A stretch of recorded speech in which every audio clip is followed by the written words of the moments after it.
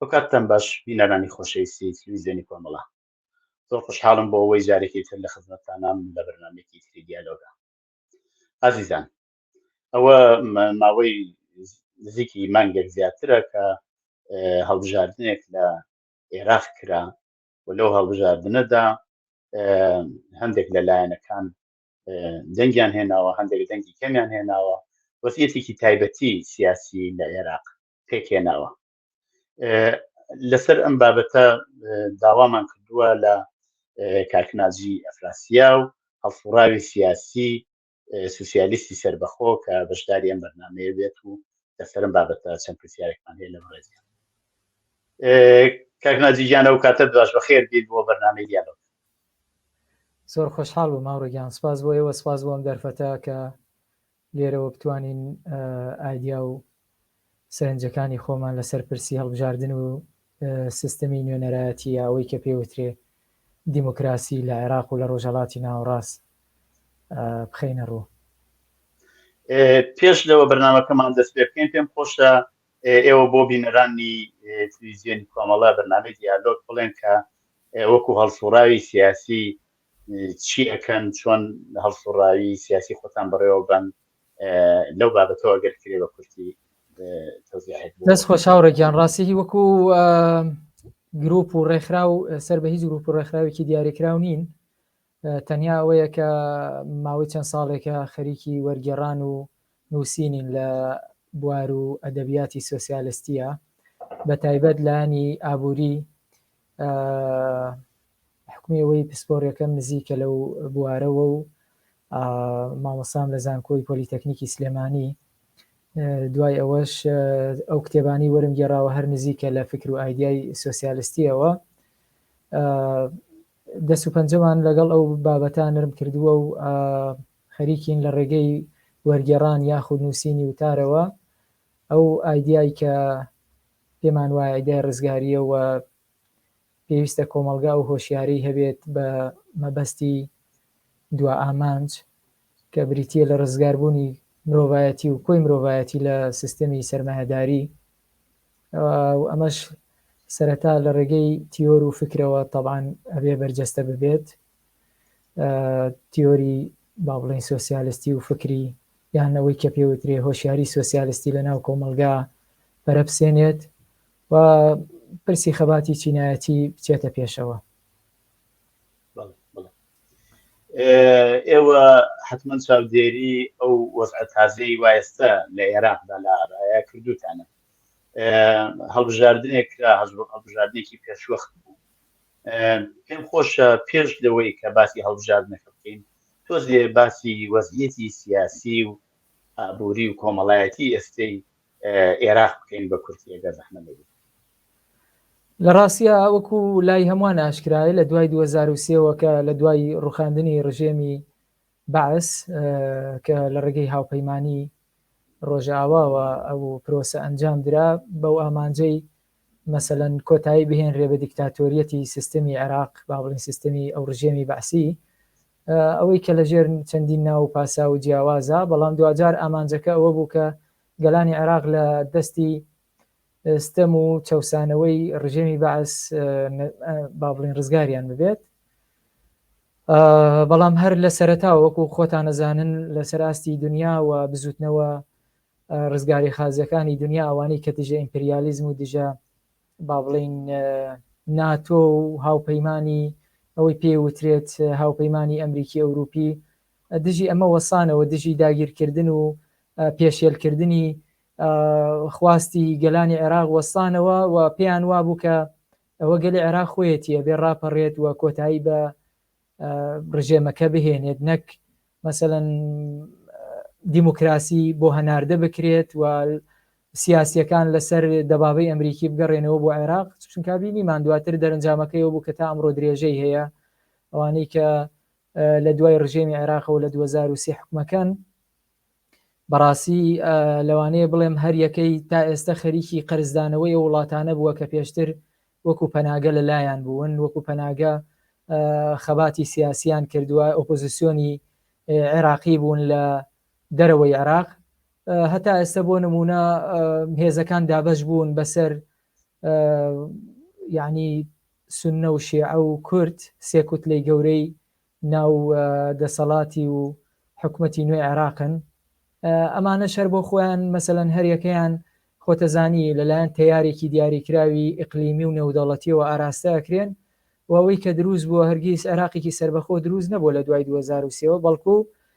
وەکو ئەوەی کە هەیە لە ناوچەکانی تری دنیاشەوە ئێستش ئەوەی کە گوزەرێت تەنانەت لە سووریا لە وڵاتانی تر لە لوبنان ئەم مستعمیرە بچووکانی کە هەیە یان ئەم وڵاتانە پاشکۆی وڵاتانی ترن، یعنی وڵاتێکی سربەخۆ نین بەمانە سیاسی و کۆمەڵایەتی و اقتصادیەکەی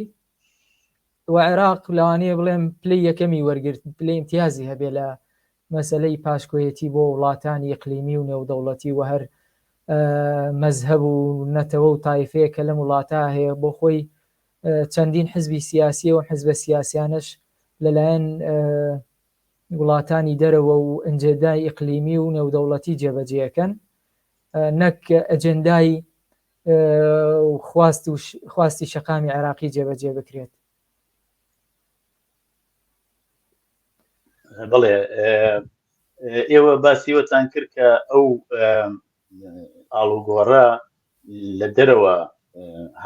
هەناردەکراوە، یعنی بۆ خۆی خەڵک ئەگەرچی زۆر دژ بە حکوومەتی سەدام حوسێن بوون، زوڵمیان زۆر لێچوو، بە تایبەت بەشێکی زۆر لە شیعەکان کورد هەروەتر، ینی ئەو ئەگەریش ئێمە لە بیرمان ناگەر مەسەڵەن هەڵبژاردنەکرا 98 لە دەنگەکانی هێنا سەدام حوسێن و حکوومەتی ئەو کاتی باس، بەڵام کە دوایی ئەو ئاڵوگۆڕە هاتە ئەم خەڵک چاوەڕوانی ویانەکە کە ئاڵوگۆڕێک ببێت و ژیانیان بگۆڕێت و ئاسایی بێت و خۆیان بڕیان بدەن، بەڵام وای هەر بەو جۆرە بۆ خۆتان ئاماژەتان پێکرد لە دەرەوە هەناردەکراوە بۆیان ڕوخێندرا، ینی لە دەرەوە هێزی کردەرەکی هات و یارمەتیدان و ڕوخاندیان. بەڵام ئەگەر کە ئێمە مۆزوعی بەرنامەی ڕۆمان زیاتر لەسەر هەڵبژاردنەکەیە، هەر لە بیدایەتەوە دەسەڵات لە عێراق دابش کرا لە بینی ئەو هێزانەوایەوە ئاماژتان پێک و کورد و شیعە و سنە. ئەگەر خەڵک بەشداری هەڵبژاردن بنیانە بن، ئایا هەر ئەو دەسەڵاتانە بۆ شێوە هەر دابشەکرێت؟ بەڵێ لە ڕاستیا هەوڕێ مەسلەی ئەوەی کە وتم لە دوای 2023ەوە ڕوخاندن بوو، ڕێک دقیق وەکو چەمەک، یعنی توانین بڵین ڕوخاندن نەک ڕوخان، یعنی ڕژێمەکە بۆ خۆی نەڕوخاوە یا گەل ڕاپەڕینی نەکردووە، بەڵکو ڕوخێنراوە. ڕوخاندن پرۆسی ڕوخاندنی ڕژێمی عێراق یان لادانی ڕژێمی عێراق، ئەمە بۆ خۆی ئەو یعنی ڕەنگە بەڕێستان ئاگادار بن هەرو کات لەسەر ئاستی با بڵین جیهانی پێشکەوتوو بزوتنەوە چەپەکانی دنیا، ئەوانەی کە هۆشیاریەکی با بڵین سیاسی و با بڵین باگراوندێکی مێژویان هەبووە و هێزە چەپەکان لەسەر ئاستی دنیا دژی ئەم داگیرکاری و دژی ئەم ڕوخاند نەبوون کە لە دەرەوەی خواستی گەلانی عێراق بێت. و ئەوە تابینیمان مەسەلەن ئەوەی کە ئەمڕۆ هەیە لە ڕاستیا هەڵبژاردن هیچ لە سیستەمی سیاسی ناگۆڕێت، یعنی ئەوەی کە هەیە هەر بۆ خۆی دیموکراسی گەر دەرفەت هەبێ قسە لێسەر دیموکراسی بکەین، ئەسڵەن چەمکی دیموکراسی یا سیستەمی نوێنەرایەتی ئایا بۆ خۆی تا چەند ناتوانێت لە با بڵین هەڵبژاردن تا چەند نەتوانیوێتی سیستەمی سیاسی بگۆڕێت، ستراکچەری کۆمەڵایەتی و ئابووری کۆمەلگاکان بگۆڕێت، نەخێر بە پێچەوانەوە ئەوەی کە هەڵبژاردنەی کا تەنیا گۆڕینی دەموچاوەکانە. یعنی ئێمە لە سەرەتاوە لە عێراق تەنانەت دەموچاوەکانیش ناگۆڕان، ماوەیەکی زۆر کۆمەڵی سەرکردەی عێراقی هەبوون کە لە دەرەوە گەڕابوونەوە لە شیعە و لە سونە و لە کوردیش بەردەوام ئەوانە بوون کە بوون بە سەرۆکی تەحالف و هاوپەیمانی و لیستەکانی هەڵبژاردن و هەروانە بوون. بەڵام ئێستا تا ڕادەیە دەتوانم بڵێم ئەم با بڵین گۆڕینی یاسای هەڵبژاردن و کۆمەڵێک گۆڕانکاری ڕووکەشی کە ئەکرێت لە سیستەمی هەڵبژاردنە، مەسەلەن لە دەستیەوە ئەکرێ بە ئەلکترۆنی یاخود لە بازنەی کراوە ئەکرێ بە بازنەی داخرا و دەموچاوێکە گۆڕن بە دەموچاوێکی گەنجتر، ئەمانە لە ڕاستیە هەمووی بۆ هەڵخەڵەتاندن و گەوجاندنی با بڵین لە ڕاستیاش ڕای گشتیە. ئەگینا ئەوەی کە هەیە ئەو سازانە سیاسەیە کە لەلایەن وڵاتانی ئیقلیمی بۆ خۆیان یعنی ڕێەکەون لەسەرەوەی کە هەر یەکەیان ئەم پۆستانە وەرگێ. بۆ نمونە وڵاتانی کەنداوەڵێن ئێمە پشگیری لە فلانە سیاسی سوننەکەین بۆ سەرۆکی پەرلەمان یاخود مەسەلەن وڵاتێکی وەکو ئێران پشگیری لایەن یەکیان کەسایەتی فیگەرێکە کات بۆ ئەوەی کە سەرۆکوەزیرانی عێراقی داهاتوو بێت. ئێستا لەم دواییە مەسەلەن تەنانە دوای لێ هاتووە ئەمریکا و ئێران ڕێەکەون لەسەر دانانی کەسایەتیەک بۆ مەسەلەن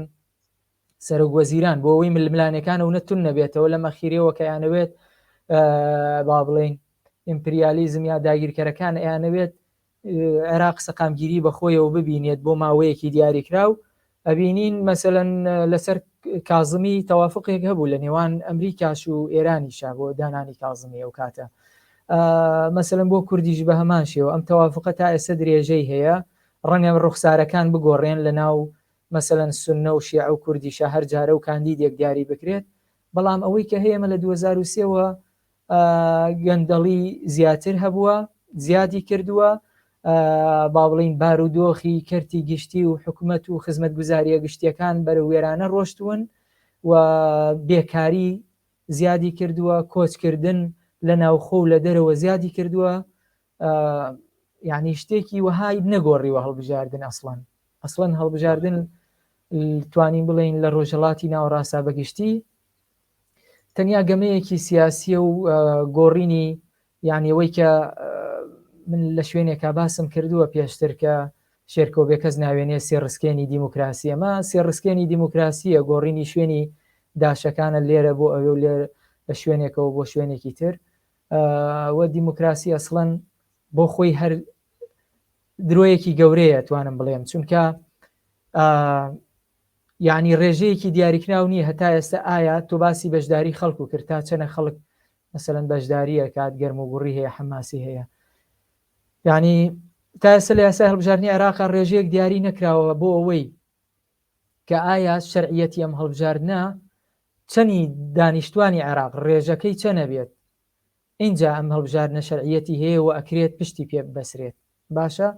یعنی ئێمە بۆ نمونەگەر عێراق 320 کورسی هەیە 320 کەس بڕوا بۆ دەنگدان 320 کورسیەکە پڕەبێتەوە چونکە تۆ بازنەی داخراوە هەر شارە و مەسەلەن شارێکی وەکو سلێمانی 18 کورسی بۆ دیاری کراوە 18 کەس خۆی هەڵبژاردووە 18 دەنگ بێت ئەم 18 کەسە چنە کورسی پەرلەمانی عێراق 18 کەس دەنگ بدات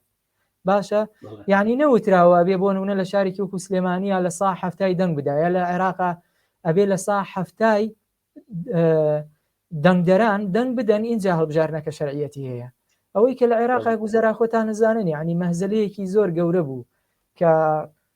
ئەگەر ئامارە فەرمیەکانی ژوەرگری هەر ڕێژەکە کەمە لە خوار لە سەتا چلەوەیە ئەگەر ئامارە نافەرمیەکانی ژوەرگریت یعنی نافەرمی مەبەستمەوەیە کە کۆمیسیۆن بڵاوی نەکردوێتەوە گەر بچی لەم ڕێژەکە لە ناو مەکتەبەکانەوە وەرگری سەیرەکەی ڕێژەیەکی زۆر زۆر کەمە کە ناگاتە لە سا 25 دەنگدەران ئەوە دواتر ئەمە بۆ خۆی ئەم ڕێژەی لە سا 25 توانێت نەخشەی سیاسی یان نەک نەخشەی سیاسی وەکوتم سیستەمی سیاسی ناگۆڕێت بەڵام ئەو کەسانی مەبەستیانە ئەیبەنە ناو پەرلەمان و دواتر تەشکیلەی عێراقی با بڵێن دوای خۆپیشاندانەکانی تشرینی 2019 ئەوانە دیاریەکات بۆیە بەڕاستی توانم بڵێم ئەوەی دیموکراسی ئەسڵەن بۆ خۆی پرسیاری زۆر لەسەرە و علامەتی استیفامی زۆر لەسەر و بە تایبەت لە ڕۆژهەڵاتی ناوەڕاستە چونکە ڕۆژهەڵاتی ناوەڕاست بۆ خۆی دواتر قسە لەسەر توانین لەسەر مەسەلەی پرسی پاشکۆیەتی لە ڕۆژهەڵاتی ناوەڕاست پاشکۆیەتی سیاسی و ئابووری لە ڕۆژهەڵاتی ناوەڕاستە ئەو ئۆلیگارکی و ئۆلیگارشیانەی کە لە ڕۆژهەڵاتی ناوەڕاستە حکومەکەن تا چەنە لە نێوان لەلایەن هێزە زلهێزەکانەوە دیاری ئەکرێن و ئاراستە ئەکرێن و پشتیوانی ئەکرێن بۆ ئەوەی خواستی تاڵانکاری لەلایەن ڕۆژ ئاواوە بەدی بێت. ئێمە طبعا حتما هەوڵەدەین لە دەرفەتێکی ترە لەسەر مەوزوعی ڕۆژهەڵاتی ناوەڕاست و وەزعیەتی سیاسی ئەو ئابووری ڕۆژهەڵاتی ناوەڕاست قسە بکەین بەڵام بابەتی ئەمڕۆمان زیاتر تەرخان کردو بە مەسەلەی عێراق طبعا پەیوەندی هەیە بە ڕۆژهەڵاتی ناوەڕاستەوە هەر بۆ زۆرەی خۆشتان ئاماژتان پێ کرد زۆر هێزی دەرەکی هەر لە ناوچەکە هەیە کە دەورە ژێڕنەوە تورکیە بەشێک لە خاکی کوردستانی عێراقی داگیر کردووە.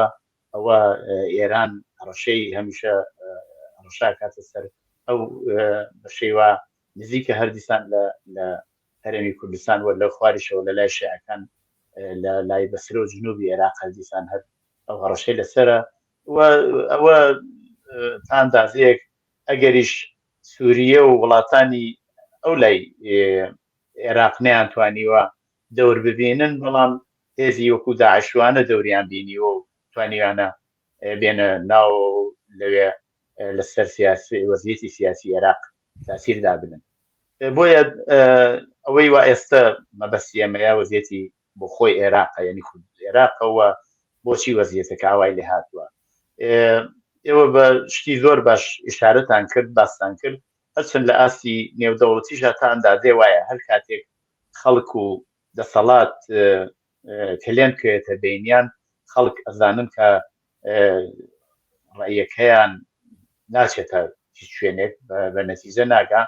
ئەڵێن بچین بەشداری بکەین لە هەڵبژاردنیایەکەن چییە بێت لەسەرەوە بخۆیان ڕیارە دەنێمە هیچینێکی. ئەوە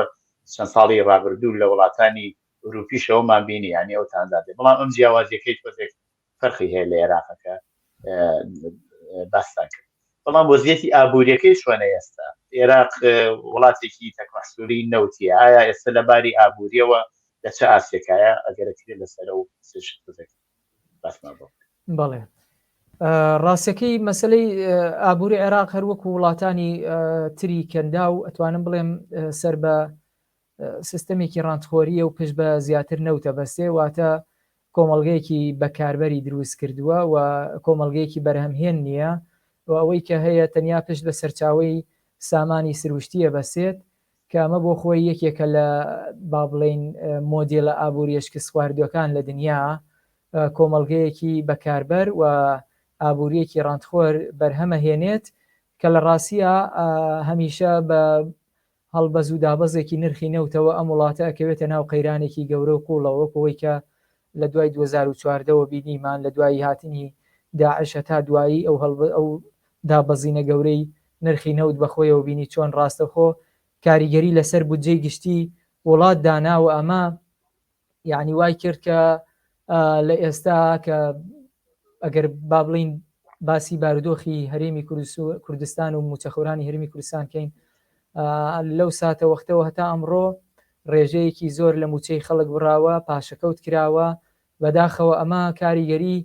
زۆر سلبی هەبووە لەسەر بارودۆخی هەم کۆمەڵایەتی هەم ئابووری خەڵک و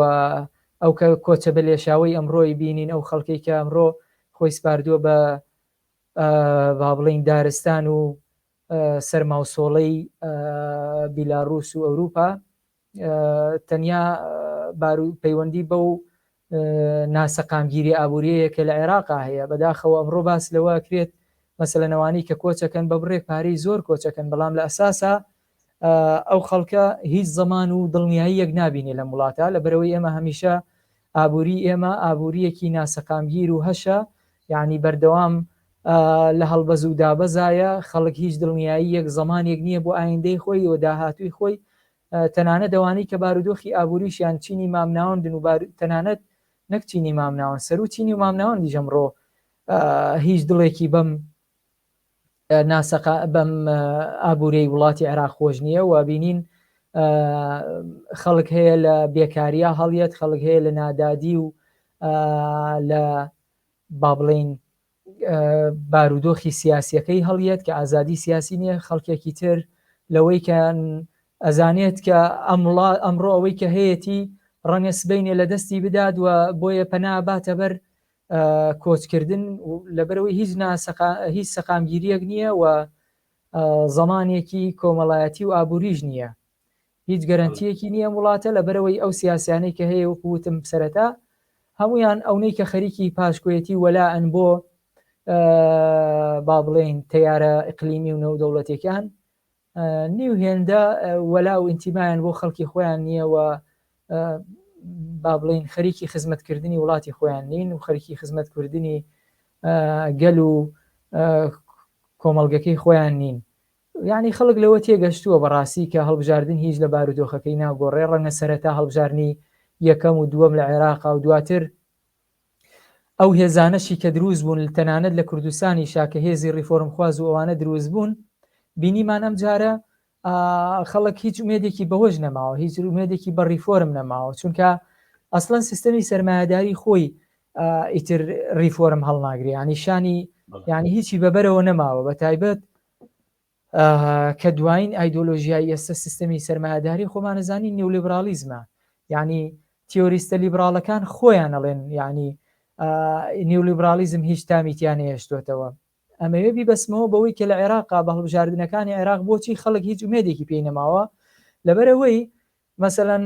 هێزی ڕیفۆرم خواز دروست بوو بۆ خۆی نەیتوانی هیچ ڕیفۆرمێ بکاوە ئەوە بوو دواتر خەڵک سزای ئەم هێزانەشیدا. یعنی مەسەلەن هێزی ڕیفۆرم خوازەوە هێزی ئەوانەی کە بڕوان بە چاکسازی هەبووە و توانە ئێمە هێزی نوێن و ئەتوانین گۆڕانکاری ڕیشەی بکەین ئەوە بوو ئەوە شکستی هێنا لە عێراقا. بۆیە خەڵک هیچ بێدێکی بە هەڵبژاردن نەما سزای ئەم زوتنەوانەشیدا کە هەڵگری دروشمی چاکسازی بوون. لەبەرەوەی ئەسڵان ستراکچەری کۆمەڵایەتی و ئابووری لەناو ئەم وڵاتە جێگەی ڕیفۆرمی تیان نابێتەوە، یعنی تۆ ئەگەر ستراکچەری کۆمەڵەگا نەگۆڕیت لە خوارەوە بۆ سەرەوە ناتوانانی چاکسازی بکەی لە ناوم سیستەما. ئەم سیستەما بەڕاستی یعنی ئەم سیستەما بۆگەنی کردووە بە تایبەت لە وڵاتێکی پاشکۆی زەلکاوێکی وەکو عێراق و ناوچەکە ئەگەری گۆڕانکاری ڕیشەی زۆر زۆر زەحمەتە. بۆیە خەڵک مەسەلەن دڵی بە هەڵبژاردنیش خۆش نییە چونکە ئازانێت پێشتر ئەمانە مەسەلەن هینەکەی دیاری کراوە، ینی سینارێستەکە لە دەرەوەیە لە دەرەوە شتەکاندا ڕێژرێت و ئەوەی هەیە شانۆگەریەکە بە کۆمەڵێک ئەکتەری ناوخۆوە کرێت و هیچی تر. بۆیە ئەم هەڵبژاردنانە هیچی لێ چاوەڕوان ناکرێت بەڕاستی. هەر لەسەر باسی ئابووری بمێنینەوە خۆشتان ئاماژەتان پێکرد یەکەم داهاتی وڵاتە نەوتیش بەرز و نزمیە کات و ئێستش زۆر ئەو جۆرەوە قیمەتی نەوت هاتووەتە خوارەوە نەیتوانیوە داهاتێکی باش بۆ عێراق دەستەبەر بکات. هەر بۆ بۆنەشەوە زۆر بەشێکی زۆر لە کاڵای عێراق لە هینەوە دێ لە تورکیەوە دێ لە ئێرانەوە دێ و ئەوە دەتوانم بڵم سەی هەشتای شتومەکی ئەو ڕۆژی کە خەڵک پێویستی پێێتی لە ئەو دوو وڵاتەوە هەناداکرێت. ماوەیەک لەوە پێش کۆبوونەوەیەک لە بینی ئوردن و مسر و هەروەها فەڕەنسە و بڕێک لە وڵاتەکانی عەرەبی بوو کە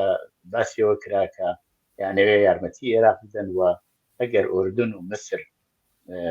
یارمەتی ئابووری عێراق بدەن خودی عێراق بۆ خۆی نەوتەکە بە نیوەی سعرەکانێرێ نیوە قیمەتەکەدا بۆ دوو وڵات. ئەمە هەدەفەکە ئەو بوو دەستی تورکیە و ئێران کەس بکەن لەم وەزیەتایەک و یانەوێ چی بکەن زیاتر یانەوێ عێراق بەلای وڵاتانی عەرەبیا بکێشن یانەوێ عێراق لەدەست تورکیە و ئێران نەجاتی ببێ. مەسەلەکە چیەوە ئاوا خەریکن سیاسەتێکی وا بەنە پێشەوە قۆڵ و قەرارێکیش هەتا لەلایەن سەرۆک وەزیرانی لەلایەن سەرۆک کۆماری فەڕەنسەوە بۆم بابەتە درا ئەگەر کرێگەی اطلاعاتێکتان لەو بابەتەوە هەیە زەحمەت نەبێت. بەڵێ هاوڕێگیان لەسەر بابەتی ئەوەی گۆڕینی ئاراستەی عێراق بەرەو دیوێکی تر مەسەلەن بۆ ئەوەی لە ئەوەی کە پێوترێ بلۆکی شیعی بهێنرێتە دەرەوە لە ڕاستیە نەگەڕێمەوە بۆ گوزارەیەکی لینین کە 100 ساڵ پێش ێستا لە کتێبی ئیمپریالیزم باڵاترین خۆناغی سەرمایه‌داری ئاماژەی پێکردووە. ئەڵێت لە سەدەی 20 چیتر هەموو مستعمرەکان پێشتر هەمووی دابش کراوە، یعنی لە نێوان زلهێزەکانە مستعمیرانە دابش کراون.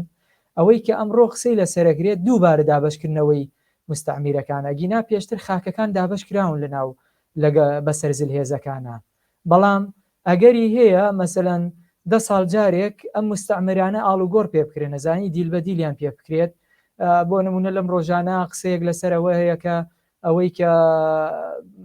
ڕۆژ ئاوای کوردستان ئەوەی کە لە کوردستانی سووریا هەیە با بڵێن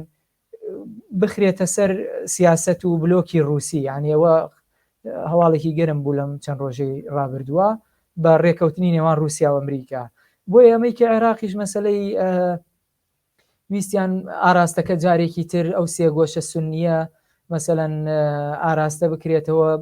یعنی خۆمانەزانین وڵاتانی ئوردون و میسر و مەغریبی عەرەبیوانە کۆمەڵی وڵاتن کە سەر بە بلۆکی ڕۆژاوان، یا ئەتوانی بڵین لەناو ڕۆژاواشا خۆتانەزانن زلێزەکانی ڕۆژاوا کێن ئەمڕۆ لە ڕابردووشە هەرەوانە بوون، یعنی ئیستیعمارە ئەوەی کە ئەمڕۆ زلهێزە وڵاتە ئیستیعمار و ئیمپریالیستە کۆنەکانن، یعنی سەردەمی کۆلۆنیالیزم هەمومان ئەزانین مەسەلەن فەڕەنسا بەریتانیا ئەوانە ڕۆڵێکی باڵیان هەبوو لە دابەشکردنی خاکەکانە لە ڕابردووە، و ئەمڕۆ کە فەڕەنسا ئەوێت جارێکی تر مەسەلەن ڕۆڵ بگێڕێ لە ناوچەکە لە عێراق لە لوبنان، هەر پەیوەندی بەو گوزارەوەیە کە لینین بەڕاستی 100 ساڵ پێش ئێستا پێشبینی کردووە کە دابەشکردنەوەی مستەعمیرەکانە لە نێوان زلهێزەکانە، یعنی ئەگەر پێشتر لەوانەیە ئێران پشکێکی زۆری پچڕی بێت و عێراق پاشکوەیەکی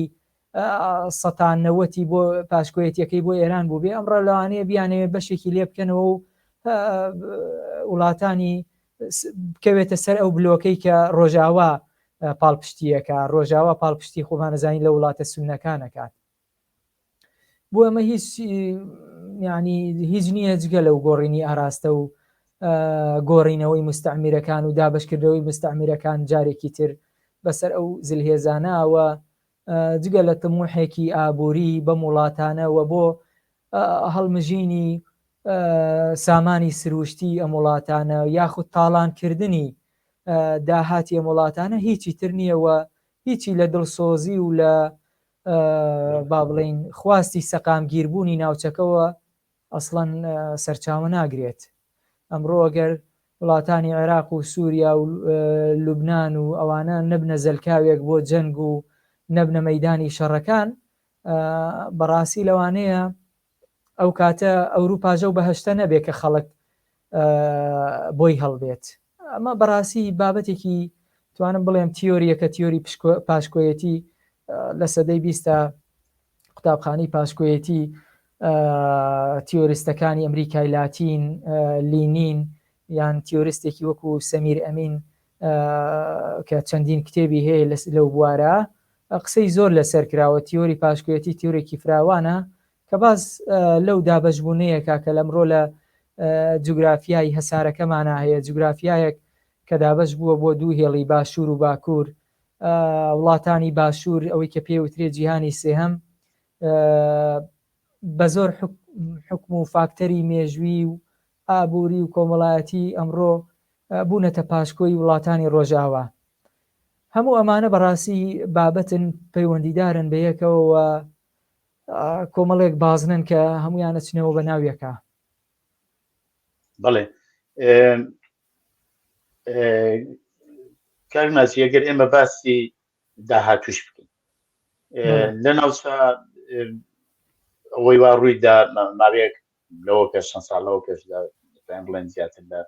2 ساڵەوە پێشتەیەک ڕوویدا بە ناوی بەهاری عەرەبی، ئەو دیکتاتۆرانەی کە دەوروبەری 35 ساڵ لەسەر حکم بوون، خەڵک بە ئاسانی توانم بڵم زۆر بە ئاسانی لە ناویان بردن و ڕووخان. بەڵام زۆری پێ نەچوو دیسان وەزعەکە زۆر نەگۆڕاوەکو خۆی داهاتەوە. کە بینە سەر مەسەلەی عێراقیش پێش لە ئەو تەشەنە سەندنی کۆڕۆنا ئێمە پێشتیژی باسمان کرد لە عێراق هەر لە جنوبی عێراقیش ئەترازێکی ێزگار زۆر ناڕەزایەتێکی زۆر لەلایەن خەڵکەوە ڕووی داوە،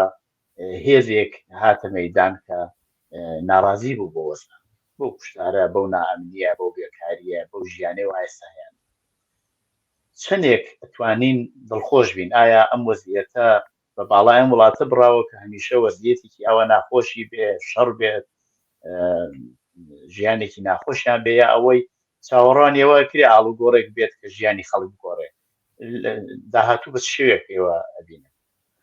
لە ڕاستیە هاوڕێ مەسەلەی ئەو جوڵانەوە یا هەستانەوەی گەلان لە هەر ناوچەیەکی دنیا ڕوو بدات ئێمە ستایشەکەین و جێگەی پێزانین و هەروەها ئومێدبەخشیشە. بۆیە هەمیشە هەر ڕاپەڕینێک، هەر هەستانەوەیەک، هەر جوڵانەوەیەک کە ڕوو بدات بەڕاستی دڵخۆشکەرە و ئەمە ئاماژەیە بۆ ئاگایی بەرزبوونەوەی هۆشیاری ئەو کۆمەڵگا. ئەوەی کە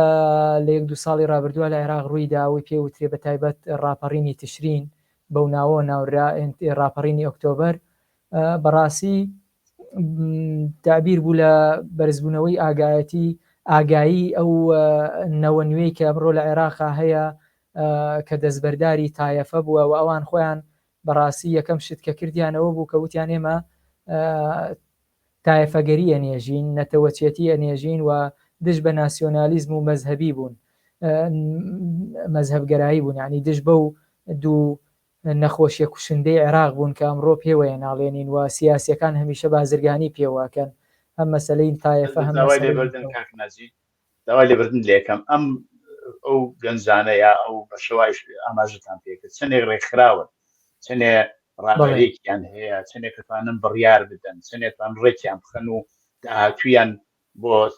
دەستەبەر بکەن لە ڕاستیە هاوڕێ خۆتە زانی یعنی ئەگەر هێزی گەل ڕێکخراو بێت دەتوانێت هەموو شتێ بکات یعنی خۆتە زانی کاتی خۆی کە خۆپیشاندانەکانی وۆڵستریت کرات لە ئەمریکا ئایانوت ئێمەی ڕێژەی لە 1990 دژ بە جەبەروتی لە 101 یعنی ئەمە بۆ خۆی ئەسڵەن من ئەگەر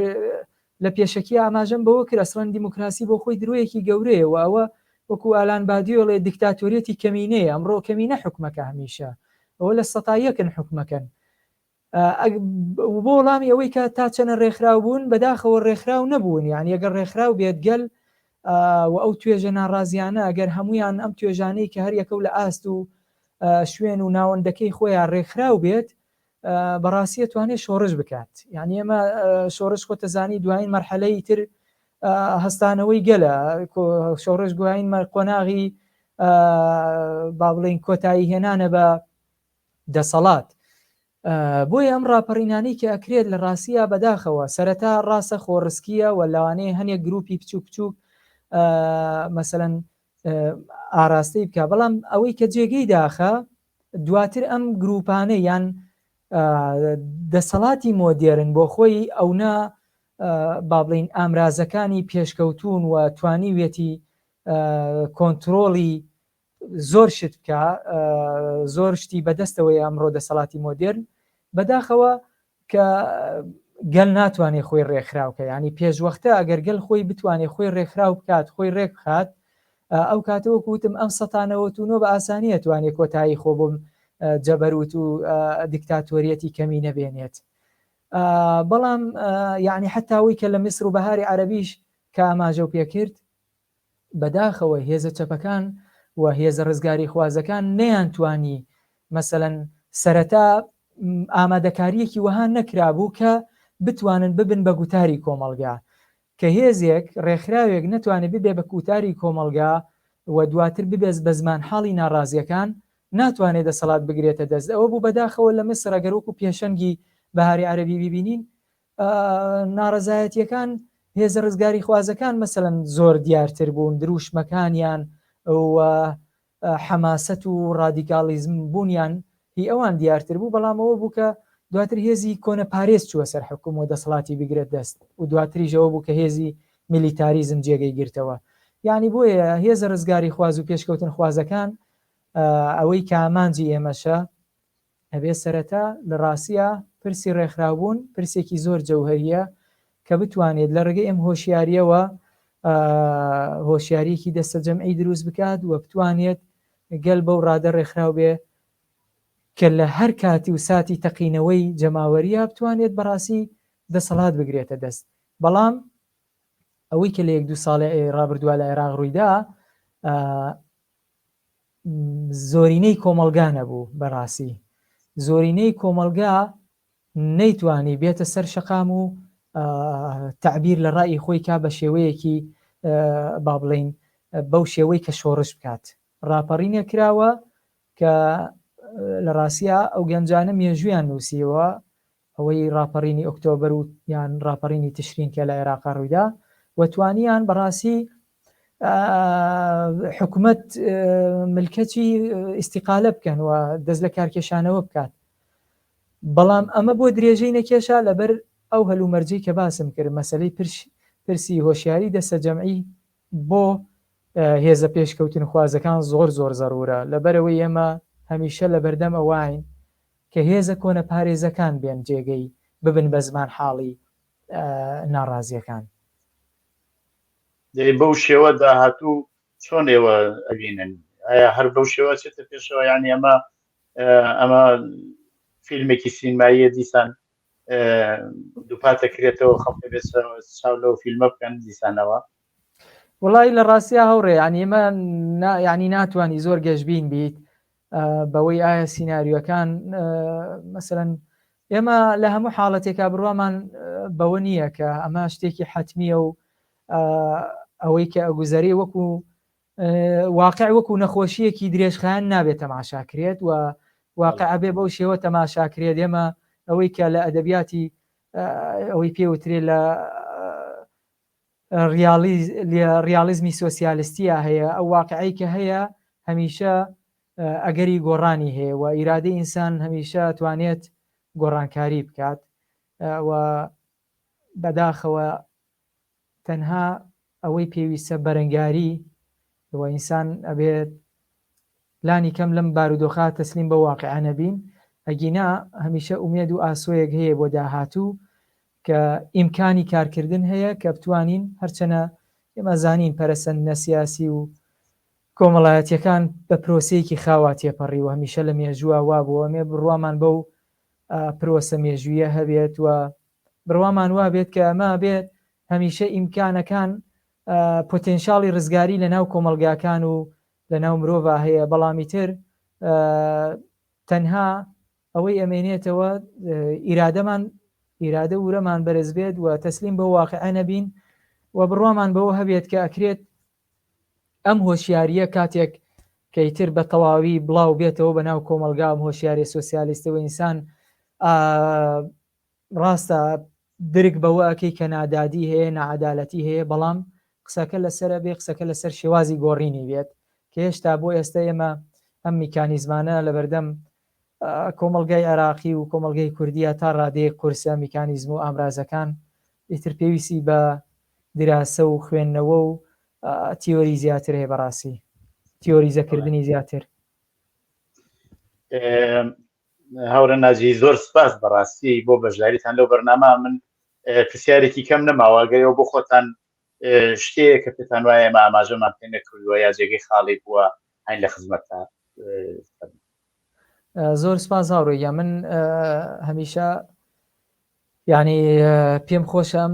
بەرنامانەی کە ئەکرێ بە تایبەت ئەو کەناڵە بەڕێزانی وەکو ئێوە ئاراستەی بیرکردنەوەیان با بڵین ئاراستەیەکی پێشکەوتن خواز و ڕزگاری خوازە، بەرنامەکان لەسەر ئەوە بێت کە مەسەلەن چۆنێتی هۆشیارکردنەوەی کۆمەلگا وەکۆی کە مارکس قسەیەکی هەیە لێ هەژاری شۆڕش دروست ناکە بەڵکو هۆشیاربوونی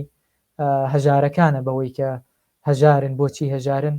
هۆشیاربوونەوەیانە کە شۆڕشە دروستەکات. بۆیە بەڕاستی ئەمە لە قۆناغی ئەتوانم بڵێم لەو قۆناغیان کە پێویستە پرسی هۆشیاری سۆسیالیستی زۆر بەرز بکرێتەوە و گشتاندنی پێ بکرێت لەسەر هەموو ئاستەکان. خۆشحاڵ بووم کە گەرتوانی بێتم